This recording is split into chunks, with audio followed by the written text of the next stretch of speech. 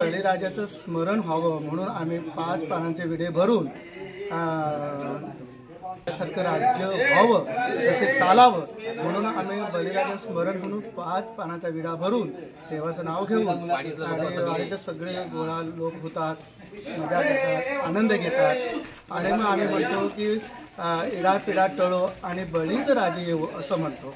हे दिवाळी जी पहिली दिवाळी असते, दिवाळीच्या नंतर तुळशीचे लग्न म्हणजे ती एक बारशी म्हणून आम्ही साजरी करतो। त्याच्यानंतर 21 दिवसाने बरोबर हे देव दिवाळी येते।